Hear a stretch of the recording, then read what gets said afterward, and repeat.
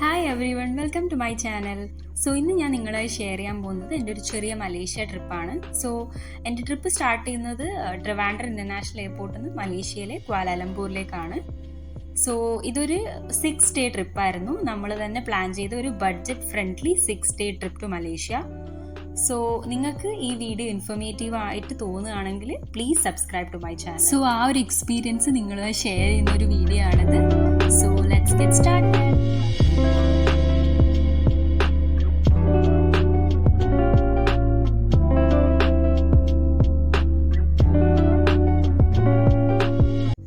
നമ്മുടെ flight journey around 4-4.5 മണിക്കൂറായിരുന്നു. And I was super excited, കാരണം ഇതെൻ്റെ ഫസ്റ്റ് ഫ്ലൈറ്റും കൂടി ആയിരുന്നു, അതൊരു ഇൻ്റർനാഷണൽ ട്രിപ്പ്. നമ്മുടെ ട്രിപ്പിൻ്റെ ഫ്ലൈറ്റ് കോസ്റ്റ് വരുന്നത് അറൗണ്ട് 13K ആയിരുന്നു, അതായത് 13,000 രൂപ അപ്പ് ആൻഡ് ഡൗൺ ഒരാൾക്ക്. നമ്മളൊരു 6 പേരുള്ള ഗ്രൂപ്പായിട്ടാണ് പോയത്. മലേഷ്യയിൽ നമുക്ക് ആക്ച്വലി 2023 ഡിസംബർ മുതൽ 2024 ഡിസംബർ വരെ വിസ ഫ്രീ ആണ്. നമുക്ക് വിസ ഒന്നും ആവശ്യം വന്നില്ലായിരുന്നു. നിങ്ങളും ഇങ്ങനെ പോകാൻ പ്ലാൻ ചെയ്യുന്നുണ്ടെങ്കിൽ ഈ ഒരു ഇൻ്റർവെല്ലിൽ പോവുകയാണെങ്കിൽ നമുക്ക് വിസ ഫ്രീ ആയിട്ട് പോയിട്ട് വരാൻ പറ്റും. നമ്മൾ മലേഷ്യൻ ഡിജിറ്റൽ അറൈവൽ കാർഡ് അവരുടെ ഒഫീഷ്യൽ വെബ്സൈറ്റിൽ നിന്ന് രജിസ്റ്റർ ചെയ്യണം. നമുക്കത് മാത്രമാണ് അങ്ങോട്ട് പോകാൻ ആവശ്യം.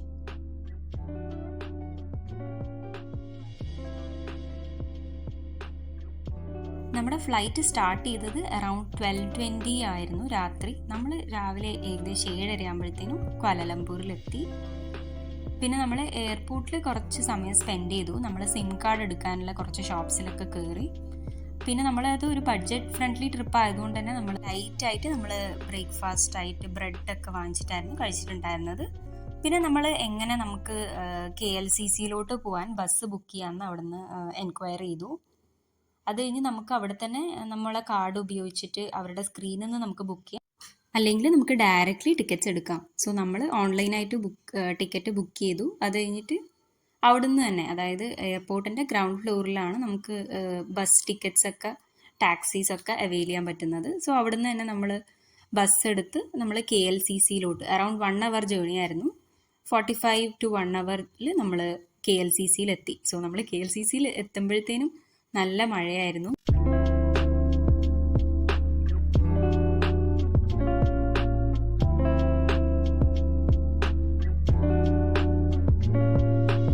കുറച്ച് നേരം അവിടുന്ന് ഫോട്ടോസും വീഡിയോസും എടുത്ത് നമ്മൾ അടുത്തുള്ള ഒരു റെസ്റ്റോറൻറ്റിൽ കയറി ലഞ്ച് കഴിക്കാൻ കയറി. അവിടുത്തെ ഒതൻറ്റിക് ഫുഡാണ് ടേസ്റ്റ് ചെയ്തിട്ടുണ്ടായിരുന്നത്. ഒരാൾക്ക് ഏകദേശം 15 റിംഗറ്റ് വന്നു. നമ്മളൊരു 6 പേരുള്ള ഗ്രൂപ്പായിരുന്നു. അതുകൊണ്ട് തന്നെ നമ്മൾ 2 Airbnbs ആണ് ബുക്ക് ചെയ്തിട്ടുണ്ടായിരുന്നത്. നമ്മൾ അവിടുന്ന് ഫുഡ് കഴിച്ച ഉടനെ നമ്മുടെ Airbnbയിലോട്ട് നടക്കാൻ തുടങ്ങി. 3 കിലോമീറ്റർ ആയിരുന്നു. നമ്മൾ നടന്നിട്ടാണ് നമ്മുടെ Airbnbയിലോട്ട് പോയത്. നമ്മൾ നമ്മുടെ Airbnbയിലെത്തി. നമ്മുടെ Airbnbയിൽ നിന്നുള്ള വ്യൂ ആയിരുന്നു ഇത്. നമ്മൾ നമ്മുടെ സ്റ്റേസ് ബുക്ക് ചെയ്തിട്ടുണ്ടായിരുന്നത് കാമ്പങ് ബാരു ഫുഡ് സ്ട്രീറ്റിൻ്റെ തൊട്ടടുത്തായിരുന്നു. അതുപോലെ നമ്മുടെ ഫ്ലാറ്റിൽ നിന്നുള്ള വ്യൂ ആണിത്. പെട്രോണാസ് ട്വിൻ ടവേഴ്സ് നമുക്ക് നോക്കിയാൽ കാണാമായിരുന്നു. നമ്മുടെ സ്റ്റേ വന്നിട്ട് 43ാമത്തെ നിലയിലായിരുന്നു. അതുകൊണ്ട് തന്നെ വ്യൂ അടിപൊളിയായിരുന്നു. പിന്നെ പെട്രോണാസ് ട്വിൻ ടവേഴ്സ് വളരെ അടുത്തായിരുന്നു. നമുക്ക് നടന്നിട്ട് പോകേണ്ട ദൂരം ഉണ്ടായിരുന്നുള്ളൂ. പിന്നെ ബാൽക്കണിയിൽ നിന്നാണെങ്കിലും റൂംസിൽ നിന്നാണെങ്കിലും ഉള്ള വ്യൂ ആണ് ഇപ്പോൾ കാണുന്നത്. അടിപൊളി വ്യൂ ആയിരുന്നു. ഈ സ്റ്റേക്ക് നമുക്ക് വന്നിട്ടുണ്ടായിരുന്നത് 11,000 ആയിരുന്നു, 11,000 സംതിങ്. നമ്മുടെ സ്റ്റേയിൽ നിന്ന് നമ്മൾ രാത്രി ആയപ്പോൾ പതുക്കെ അങ്ങോട്ടേക്ക് നടക്കാൻ തുടങ്ങി. അവിടെ ഒരു ബ്രിഡ്ജ് ഉണ്ടായിരുന്നു. ആ ബ്രിഡ്ജിലുള്ള വ്യൂ ആണിത്. ആ ബ്രിഡ്ജ് കയറി നടന്നു കഴിഞ്ഞാൽ നമ്മൾ ട്വിൻ ടവേഴ്സിലെത്തി. ട്വിൻ ടവറിൻ്റെ തൊട്ട് പുറകെയുള്ള ഒരു വാട്ടർ ഫൗണ്ടെയിൻ ആയിരുന്നു ഇത്. നമ്മൾ കുറച്ച് സമയം അവിടെ സ്പെൻഡ് ചെയ്തു. അത് കഴിഞ്ഞ് നമ്മൾ നേരെ കാമ്പങ് ബാരു ഫുഡ് സ്ട്രീറ്റിലോട്ട് പോയി. നമ്മുടെ സെക്കൻഡ് ഡേയിലെ ആക്ടിവിറ്റീസ് നമ്മൾ ഓൾറെഡി പ്ലാൻ ചെയ്തിട്ടുണ്ടായിരുന്നു. അപ്പോൾ ഫസ്റ്റ് തന്നെ നമ്മൾ പ്ലാൻ ചെയ്തിട്ടുണ്ടായിരുന്നത് നമുക്ക് പെട്രോണാസ് ട്വിൻ ടവേഴ്സിലോട്ട് പോയിട്ട് ഡേ ലൈറ്റിൽ കുറച്ച് ഫോട്ടോസും വീഡിയോസും ഒക്കെ എടുത്ത് കുറച്ച് നേരം അവിടെ നിന്ന് സ്പെൻഡ് ചെയ്യാമെന്നായിരുന്നു. അതേപോലെ നമ്മൾ രാവിലെ തന്നെ പെട്രോണാസിലോട്ട് പോയി അവിടുന്ന് കുറച്ച് ഫോട്ടോസും കാര്യങ്ങളൊക്കെ എടുത്ത്, പിന്നെ അതിൻ്റെ തൊട്ടടുത്ത് തന്നെ ഒരു മോളുണ്ട് പെട്രോണാസിൽ തന്നെയുള്ള. ആ മോളിൽ കുറച്ച് നേരം സ്പെൻഡ് ചെയ്ത് നമ്മൾ അവിടെയുള്ള ഷോപ്സിലൊക്കെ കയറി നമ്മുടെ ബ്രേക്ക്ഫാസ്റ്റും സാധനങ്ങളും ഒക്കെ കഴിച്ചു. പിന്നീട് നമ്മൾ അന്നത്തേക്ക് പ്ലാൻ ചെയ്തിട്ടുണ്ടായിരുന്നത് KL ടവറിലേക്കായിരുന്നു. KL ടവറിലേക്കുള്ള ടിക്കറ്റ്സ് നമ്മൾ ഓൾറെഡി ക്ലൂക്ക് എന്ന് പറഞ്ഞിട്ടുള്ള വെബ്സൈറ്റ് വഴി ബുക്ക് ചെയ്തിട്ടുണ്ടായിരുന്നു. പെട്രോണാസിന് നമ്മളൊരു ക്യാബ് എടുത്തിട്ടായിരുന്നു ഇങ്ങോട്ട് വന്നത്. ഇവിടെയുള്ള ക്യാബിൻ്റെ പേര് ഗ്രാബ് എന്നായിരുന്നു. നമ്മൾ ബുക്ക് ചെയ്തിട്ടുണ്ടായിരുന്ന സ്കൈ ഡെക്കും സ്കൈ ബോക്സും ആണ്. ഇപ്പം നിങ്ങൾ കാണുന്നത് സ്കൈ ഡെക്ക് എന്നുള്ള വ്യൂ ആയിരുന്നു. സോ ഈ കാണുന്ന ബിൽഡിംഗ് വെച്ചാൽ വേൾഡിലെ സെക്കൻഡ് ടോളസ്റ്റ് ബിൽഡിംഗ് ആണ്. പിന്നെ ഇതാണ് നമ്മുടെ സ്കൈ ബോക്സ്. സ്കൈ ബോക്സിൽ നമുക്ക് ആക്ച്വലി ഒരാൾക്ക് 50 സെക്കൻഡ്സ് എങ്ങാനുമാണ് ടൈം സ്പെൻഡ് ചെയ്യാൻ പറ്റുന്നത്. സോ നമ്മൾ പെട്ടെന്ന് പറ്റുന്ന കുറച്ച് ഫോട്ടോസും വീഡിയോസും ഒക്കെ എടുത്തു അവിടെ നിന്ന്. പിന്നെ കുറച്ച് സമയം അവിടെ സ്പെൻഡ് ചെയ്തു. ഗ്രാബ് എടുത്ത് നമ്മൾ അടുത്തതായി പോയത് മെർഡേക്ക സ്ക്വയറിലോട്ടായിരുന്നു. ഇവിടെ എന്ന് വെച്ചാൽ ആളുകൾ കുറച്ച് നേരം ഇരുന്ന് സംസാരിക്കാനും അങ്ങനെയൊക്കെ സ്പെൻഡ് ചെയ്യുന്നൊരു സ്ഥലമായിരുന്നു. സോ നമ്മൾ കുറച്ച് നേരം അവിടെ ഇരുന്ന് ഫോട്ടോസും വീഡിയോസും ഒക്കെ എടുത്ത് കുറച്ച് ചെറിയ ചെറിയ സ്ട്രീറ്റ് ഷോപ്സ് ഒക്കെ ഉണ്ടായിരുന്നു. അവിടുന്ന് കുറച്ച് സ്ട്രീറ്റ് ഫുഡ്സൊക്കെ വാങ്ങി അവിടെ കുറച്ച് നേരം സ്പെൻഡ് ചെയ്തു. നല്ലൊരു സ്ഥലമായിരുന്നു. നമ്മുടെ 3rd ഡേയിൽ നമ്മൾ നേരെ പോയത് ക്വിൽ സിറ്റി മോളിലോട്ടായിരുന്നു. കുറച്ച് നേരം അവിടെ സ്പെൻഡ് ചെയ്ത് നമ്മൾ കുറച്ച് ഷോപ്സിലൊക്കെ കയറി. അത് കഴിഞ്ഞ് പിന്നെ അന്നത്തെ മെയിൻ പ്ലാൻ മെട്രോ എടുത്ത് നമ്മുടെ നെക്സ്റ്റ് സ്റ്റേയിലോട്ട് പോകാനായിരുന്നു. സോ നമ്മൾ മെട്രോൻ്റെ എങ്ങനെയാണ് മെട്രോയിൽ ടിക്കറ്റ് എടുക്കുക, മെട്രോ എങ്ങനെ പിടിക്കാം, ഏതൊക്കെ ലൈനിൽ പോയാലും നമ്മുടെ സ്റ്റേയിലോട്ട് എത്താം, അങ്ങനത്തെ കാര്യങ്ങളൊക്കെ ഫിഗർ ഔട്ട് ചെയ്ത് പിന്നെ നമ്മൾ മനസ്സിലാക്കി ഇവിടെ ഏറ്റവും ചീപ്പസ്റ്റ് ആയിട്ട് നമുക്ക് റൺ ചെയ്യാൻ പറ്റുന്നത് മെട്രോയിലാണ്. സോ നമ്മൾ മെട്രോൻ്റെ ടിക്കറ്റ്സ് എടുത്ത് നേരെ നമ്മൾ അടുത്ത സ്റ്റേയിലോട്ട് പോയി. അത് കെരിഞ്ചി എന്ന് പറഞ്ഞൊരു സ്റ്റേഷനിലായിരുന്നു. ആക്ച്വലി നമ്മൾ അടുത്ത സ്റ്റേ നമ്മൾ ബുക്ക് ചെയ്തിട്ടുണ്ടായിരുന്നത് ഒരു എയർബിഎൻബി തന്നെയായിരുന്നു. അതിന് ഏകദേശം 10,500 സംതിങ് റേഞ്ചിലായിരുന്നു കോസ്റ്റ് വന്നത്. ഇത് ടോട്ടൽ ബഡ്ജറ്റാണ് പറയുന്നത്. നമ്മുടെ ഈ സ്റ്റേ വന്നിട്ട് നമ്മൾ കെരിഞ്ചി എന്ന് പറഞ്ഞ സ്റ്റേഷനിൽ, അതായത് സ്റ്റേഷൻ ബേസ് ഫ്ലോറിലും നമ്മുടെ ഫ്ലാറ്റ് വരുന്നത് 13th ഫ്ലോറിലും ആയിരുന്നു. അതുകൊണ്ട് തന്നെ ട്രാൻസ്പോർട്ടേഷനൊക്കെ വളരെ ഈസി ആയിരുന്നു. സോ നമ്മൾ ഫ്ലാറ്റിലെത്തി കുറച്ച് നേരം ടൈം അവിടെ ഇരുന്ന് റെസ്റ്റൊക്കെ ചെയ്ത് വൈകിട്ടാകുമ്പോൾ നമ്മൾ ജലൻ പത്താലിംഗ്, അതായത് ചൈന ടൗൺ എന്നറിയപ്പെടുന്ന മലേഷ്യയിലെ സ്ട്രീറ്റിലോട്ട് പുറപ്പെട്ടു. ആ സ്ട്രീറ്റാണ് ഈ കാണുന്നത്. ഭയങ്കര നല്ലൊരു സ്ട്രീറ്റായിരുന്നു. കുറേ ഷോപ്സൊക്കെയുള്ള. അത്ര അഫോർഡബിൾ ആണോ എന്ന് ചോദിച്ചാൽ അത്ര ഭയങ്കര അഫോർഡബിൾ അല്ല, എന്നാലും അത്യാവശ്യം നമുക്ക് കുറച്ച് ഷോപ്പിംഗ് ഒക്കെ ചെയ്യാൻ പറ്റി. അങ്ങനത്തെ ഒരു സ്ട്രീറ്റാണ്. നമ്മുടെ 4th ഡേ നമ്മൾ പ്ലാൻ ചെയ്തിട്ടുണ്ടായത് ജെൻഡിങ് ഹൈലൻഡ്സ് ആയിരുന്നു. അപ്പോൾ നമ്മൾ ജെൻഡിങ് ഹൈലൻഡ്സിലോട്ട് ബസ് എടുത്തിട്ടാണ് പോയത്. KL സെൻട്രലിൽ നിന്ന് അവാന സ്കൈവേയിലേക്കുള്ള ബസ്സാണ് എടുത്തത്. സോ നമ്മൾ ബസ് ബുക്ക് ചെയ്തിട്ടുണ്ടായിരുന്നത് ബസ് ഓൺലൈൻ ടിക്കറ്റ്.com എന്ന് പറഞ്ഞ വെബ്സൈറ്റിൽ നിന്നാണ്. ജസ്റ്റ് ഗൂഗിൾ ചെയ്തിട്ട് നമുക്ക് ഡയറക്റ്റ്ലി ടിക്കറ്റ്സ് അവിടെ നിന്ന് ബുക്ക് ചെയ്യാൻ പറ്റും. ഒരാൾക്ക് 10 റിംഗറ്റാണ് വന്നത്. എങ്ങനെയാണ് ബസ് ബുക്ക് ചെയ്യുന്നതെന്ന് ഞാൻ ഇവിടെ കൊടുക്കാം. ഗൂഗിളിൽ ഓൺലൈൻ ബസ് ബുക്കിംഗ്.com കയറി നമുക്ക് വേണ്ട സീറ്റ്സ് ഏതാന്ന് വെച്ചാൽ ജസ്റ്റ് സെലക്ട് ചെയ്ത് കൊടുത്ത് പേ ചെയ്താൽ നമുക്ക് ബുക്കിങ്സ് ചെയ്യാൻ പറ്റും.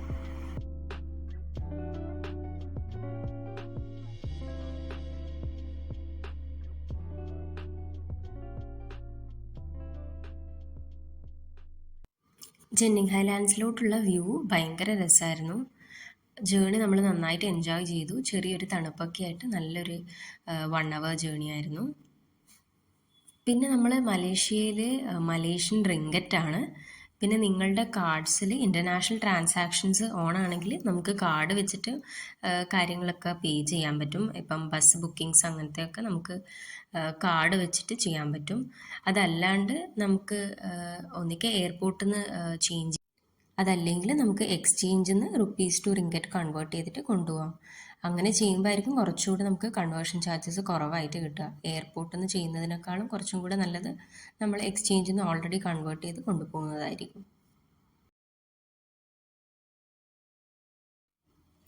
നമ്മൾ ടിക്കറ്റ് എടുത്തിട്ടുള്ളത് KL സെൻട്രലിൽ നിന്ന് അവാന സ്കൈവേയിലോട്ടാണ്. സോ ഈ ബസ് ടെർമിനലിൻ്റെ 4th ഫ്ലോറിൽ തന്നെയാണ് നമ്മുടെ കേബിൾ കാറ് വരുന്നത്. നമ്മൾ അവിടെ എത്തിക്കഴിഞ്ഞതിന് ശേഷം ജസ്റ്റ് നമുക്ക് 4th ഫ്ലോറിൽ പോയി കഴിഞ്ഞാൽ കേബിൾ കാർ എടുത്ത് ചിൻസ്വി ടെമ്പിളിലോട്ടും സ്കൈ അവന്യൂലോട്ടും പോകാൻ പറ്റും. ഈ ഒരു ബസ് ബുക്ക് ചെയ്യുന്നത് നമുക്ക് ഓൺലൈൻ വഴി നമ്മൾ ബസ് ബുക്ക് ചെയ്യുന്നത് കൂടാതെ തന്നെ നമുക്ക് KL സെൻട്രലിൽ തന്നെ ഡയറക്റ്റ്ലി നമുക്ക് ബസ്സിൻ്റെ ടിക്കറ്റ് എടുക്കാനുള്ള ഓപ്ഷൻ അവിടെ ഉണ്ട്. സോ നമുക്കിപ്പം ഓൺലൈൻ വഴി എടുക്കേണ്ട, ഡയറക്റ്റ്ലി ടിക്കറ്റ് എടുക്കാനാണെങ്കിൽ അവിടുന്ന് ഡയറക്റ്റ്ലി നമുക്ക് ടിക്കറ്റ് അവാനയിലോട്ടോ അല്ലെ എയർപോർട്ടിലോട്ടോ എങ്ങോട്ടാണെന്ന് വെച്ചാൽ നമുക്ക് ബസ് സർവീസസ് അവൈലബിൾ ആണ്, അവിടുന്ന് എടുക്കാൻ പറ്റും. നമ്മുടെ ഇൻ്റർനെറ്റ് കോൾ ആവശ്യങ്ങൾക്കൊക്കെ വേണ്ടി നമ്മൾ മലേഷ്യൻ സിം എടുക്കേണ്ടതാണ്. സോ നമ്മൾ മലേഷ്യൻ സിം ആക്ച്വലി എടുത്തിട്ടുള്ളത് ഫസ്റ്റ് ഡേ നമ്മൾ KLCCയിൽ എത്തിയതിന് ശേഷം അവിടെയുള്ള ലോക്കലായിട്ടുള്ള ഒരു സ്റ്റോറിൽ നിന്നാണ് നമ്മൾ സിം എടുത്തിട്ടുള്ളത്. മലേഷ്യൻ സിമ്മിന് ഏകദേശം ഒരു സിമ്മിന് 25 റിങ്കറ്റായിരുന്നു നമുക്ക് വന്നിട്ടുണ്ടായിരുന്നത്. സോ എയർപോർട്ടിൽ നിന്ന് നോക്കിയപ്പം നമുക്ക് കുറച്ചുകൂടെ ചീപ്പറും അതുപോലെ കുറച്ചുകൂടെ കൂടുതൽ നല്ല നമുക്ക് 1 വീക്ക് ടൈമിലോട്ടേ വേണ്ടൂ. അപ്പം നമുക്ക് ആവശ്യമുള്ള അത്രയും സർവീസസ് നമ്മുടെ ഒരു ബഡ്ജറ്റിൽ കിട്ടുന്നത് ലോക്കൽ സ്റ്റോഴ്സിലായിരുന്നു. അതുകൊണ്ട് തന്നെ നമ്മൾ എയർപോർട്ടിൽ നിന്ന് അന്വേഷിച്ചായിരുന്നെങ്കിലും എടുത്തില്ല. നമ്മൾ ലോക്കൽ സ്റ്റോറിൽ നിന്നാണ് അത് എടുത്തിട്ടുണ്ടായിരുന്നത്. പിന്നെ നമ്മളൊരു ഗ്രൂപ്പായിട്ട് പോകുമ്പോൾ എല്ലാവരും സിം കാർഡ് എടുക്കണമെന്ന് നിർബന്ധമൊന്നുമില്ല. കാരണം മലേഷ്യയിൽ ഓൾമോസ്റ്റ് എല്ലാ സ്ഥലത്തും നമുക്ക് വൈഫൈസ് അവൈലബിൾ ആണ്. നമ്മുടെ സ്റ്റേസിലാണെങ്കിലും അല്ലാണ്ട് പുറത്ത് മോൾസിലൊക്കെ ആണെങ്കിലും നമുക്ക് ഫ്രീ വൈഫൈസ് അവൈലബിൾ ആണ്. അപ്പം നമ്മളൊരു ഗ്രൂപ്പായിട്ട് പോവുകയാണെങ്കിൽ ഒരു 1 to 2 ആളുകൾ സിം കാർഡ്സ് എടുത്താൽ മതിയായിരിക്കണം. മലേഷ്യയിലുള്ള എല്ലാ ആക്ടിവിറ്റീസിനും ഉള്ള ടിക്കറ്റ്സ് നമ്മൾ ഓൾറെഡി പ്ലാൻ ചെയ്ത് ബുക്ക് ചെയ്തിട്ടാണ് വന്നിട്ടുണ്ടായിരുന്നത്. ക്ലൂക്ക് എന്ന് പറഞ്ഞിട്ടുള്ള വെബ്സൈറ്റിൽ നമ്മൾ കയറി നമുക്ക് ഏത് രാജ്യത്തോട്ടാണോ പോകേണ്ടത് ആ രാജ്യം സെലക്ട് ചെയ്ത് കൊടുത്താൽ അവിടെയുള്ള ആക്ടിവിറ്റീസും അവിടെയുള്ള മേജർ ടൂറിസ്റ്റ് അട്രാക്ഷൻസും അവിടെ ലിസ്റ്റ് ചെയ്യും. സോ അതിൽ ഏതിലത്തെ ടിക്കറ്റാണ് നമുക്ക് എടുക്കേണ്ടതെന്ന് വെച്ചാൽ നമുക്ക് സ്പെസിഫിക്കലി സെലക്ട് ചെയ്ത് കൊടുത്ത് അതിന് വേണ്ട ഏതൊക്കെ ഡേറ്റ്സിലാണ് വേണ്ടതെന്ന് വെച്ചാൽ ആ ടിക്കറ്റ്സ് എടുക്കാൻ പറ്റും. സോ ജെൻഡിങ് ഹൈലൻഡ്സിലോട്ട് നമ്മൾ കേബിൾ കാറാണ് എടുത്തിട്ടുള്ളത്. സ്റ്റാൻഡേർഡ് ഗൊണ്ടോള അതുപോലെ ഗ്ലാസ് ഗൊണ്ടോളയുണ്ട്. നമ്മൾ സ്റ്റാൻഡേർഡ് ഗൊണ്ടോളയാണ് എടുത്തിട്ടുള്ളത്. അതിന് ഏകദേശം നമുക്ക് 450, അതായത് 2 വേ അങ്ങോട്ടും ഇങ്ങോട്ടും ആയിട്ട് ഏകദേശം 450 to 500 അകത്താണ് ഒരാൾക്ക് ഈ ഗൊണ്ടോളക്ക് വന്നിട്ടുള്ളത്, അതായത് കേബിൾ കാറിന് വന്നിട്ടുള്ളത്. ജെൻഡിങ് ഹൈലൻഡ്സ് എന്ന് പറയുന്നത് ഒരു വലിയ മോളാണ്. സോ നമുക്ക് ഷോപ്പിങ്സും സാധനങ്ങളൊക്കെ ചെയ്യണമെങ്കിൽ ഇവിടെ വളരെ നല്ലൊരു ഓപ്ഷനാണ്. പിന്നെ നമ്മൾ ജെൻഡിങ് ഹൈലൻഡ്സിലോട്ട് പ്ലാൻ ചെയ്യുന്നുണ്ടെങ്കിൽ നമ്മൾ കുറച്ച് രാവിലെ പ്ലാൻ ചെയ്ത് കുറച്ച് രാത്രി വരെ സ്പെൻഡ് ചെയ്യാനും മാത്രം ടിക്കറ്റ്സ് ബുക്ക് ചെയ്യുന്നതായിരിക്കും നല്ലത്. അതായത് നമ്മുടെ ബസ്സിൻ്റെ ബുക്കിങ്സ് ചെയ്യുന്നതായിരിക്കും നല്ലത്. കാരണം ഇവിടെ ഒരു ദിവസം കംപ്ലീറ്റ്ലി നമുക്ക് കാണാനും ചെയ്യാനും ഉള്ള ആക്ടിവിറ്റീസും കാര്യങ്ങളൊക്കെ ഉണ്ട്.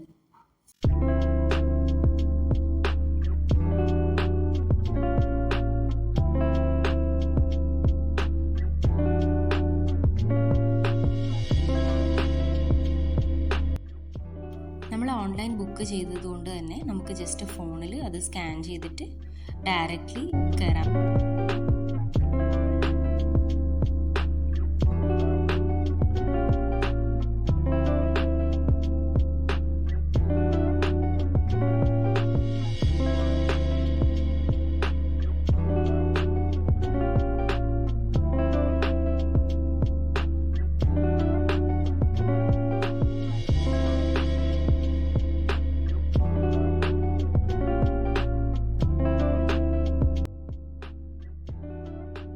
ഈ ജെൻഡിങ് ഹൈലൻഡ്സ് ആക്ച്വലി ഒരു ഹില്ലി ഏരിയയിലാണ് വരുന്നത്. ഇവിടെ ഒരുപാട് ഷോപ്പിംഗ് മോൾസും ഹോട്ടൽസും കാസിനോസും ഒക്കെ ഉള്ളൊരു സ്ഥലമാണ്.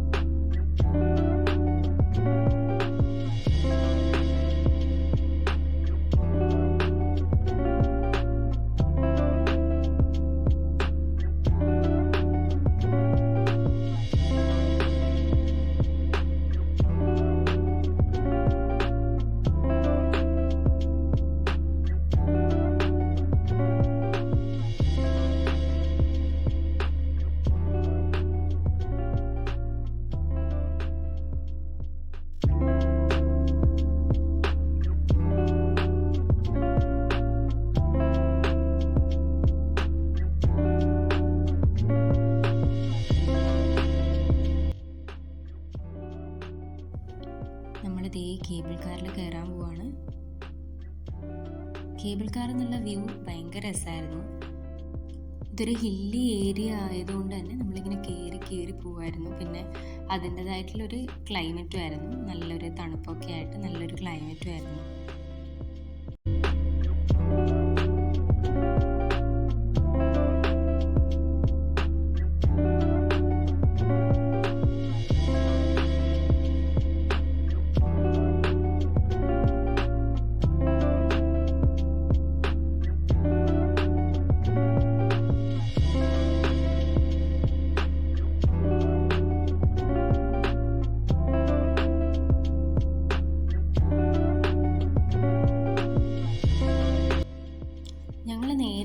Sky avenue സ്റ്റേഷനിലായിരുന്നു. ചിൻസ്യൂ ടെമ്പിളിൽ ഞങ്ങൾ തിരിച്ചു പോകുമ്പോൾ ഇറങ്ങാമെന്ന് വിചാരിച്ചു. സോ അവിടെ എത്തിയിട്ട് ഞങ്ങൾ പിന്നെ അതിൻ്റെ അകത്തൊക്കെ കയറി ഇറങ്ങി നടന്ന് ഷോപ്സിലൊക്കെ കയറി അവിടെയുള്ള മേജർ അട്രാക്ഷൻസ് എന്തൊക്കെയാണെന്ന് നോക്കി. ജെന്നിംഗ് ഹൈലൻഡ്സിലെ കുറച്ച് ചോക്ലേറ്റ്സ് ഒക്കെ ഞങ്ങൾ ടേസ്റ്റ് ചെയ്തു വാങ്ങിയായിരുന്നു. ഭയങ്കര നല്ല ടേസ്റ്റുള്ള ചോക്ലേറ്റ്സ് ആയിരുന്നു. അപ്പോൾ ആരെങ്കിലുമൊക്കെ ജെന്നിംഗ് ഹൈലൻഡ്സിലോട്ട് വരുന്നുണ്ടെങ്കിൽ ഇവിടെ നിന്നുള്ള ചോക്ലേറ്റ്സ് വാങ്ങാൻ മറക്കണ്ട. നല്ല ചോക്ലേറ്റ്സ് ആയിരുന്നു. അത് കഴിഞ്ഞ് പിന്നെ ഞങ്ങളുടെ പ്ലാനിലുണ്ടായിരുന്നത് കാസിനോ ഒക്കെ പോകാമെന്നായിരുന്നു. സോ നമ്മൾ കുറേയും കൂടെ സമയം അവിടെ ഇവിടെയൊക്കെ ചുറ്റി നടന്ന് ഇത് ആക്ച്വലി ഫുള്ള് കണ്ട് നടക്കാൻ തന്നെ നമുക്ക് ഒരു ദിവസം മതിയാവാതെ പോലെ തോന്നി. അത്രയധികം നമുക്ക് കാണാൻ ഇതിൻ്റെ അകത്തുണ്ട്.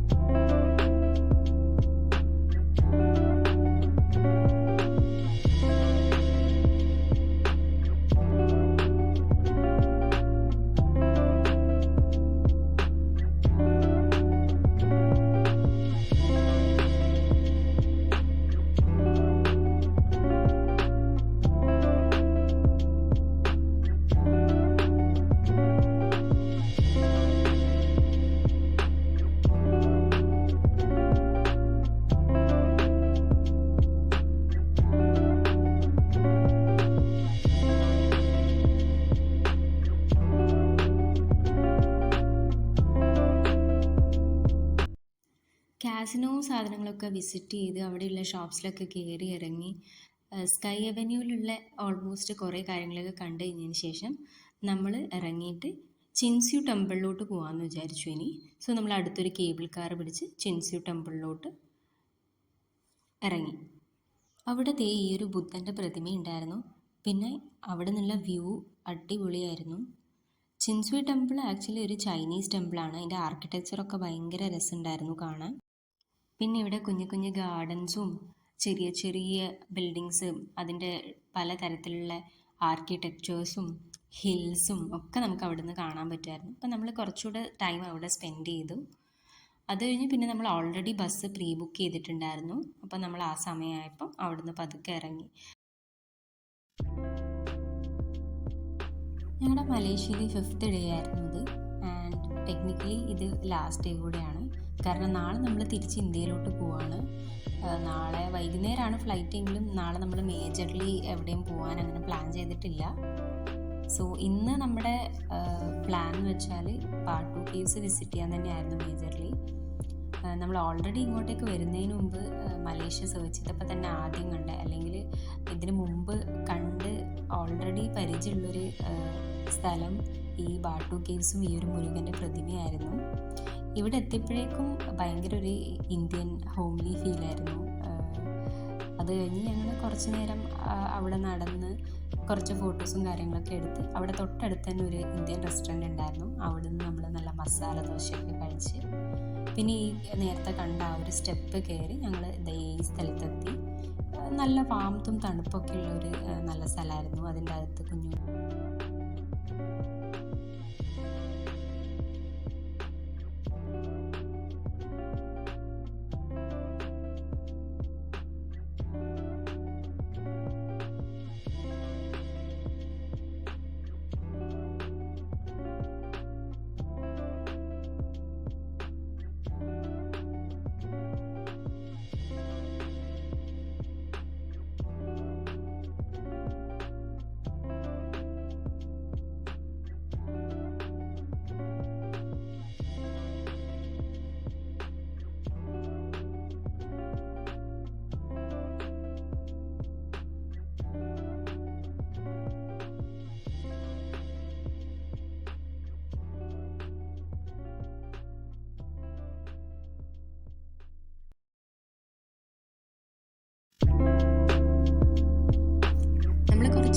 സമയം തന്നെ ബാട്ടു കേവ്സിൽ ചിലവഴിച്ചായിരുന്നു.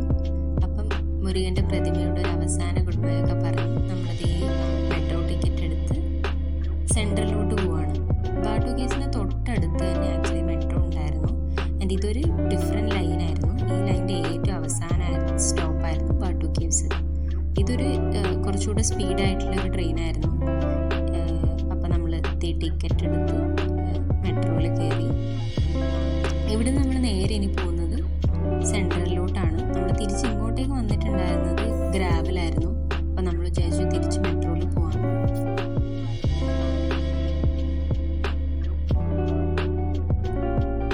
ഇത് ഈ കാണുന്നതാണ് കേട്ടോ നമ്മുടെ മെട്രോയുടെ ലൈൻസ്. ഇത് നോക്കിയിട്ടാണ് ഞങ്ങൾ ആക്ച്വലി എല്ലാം പ്ലാൻ ചെയ്തത്.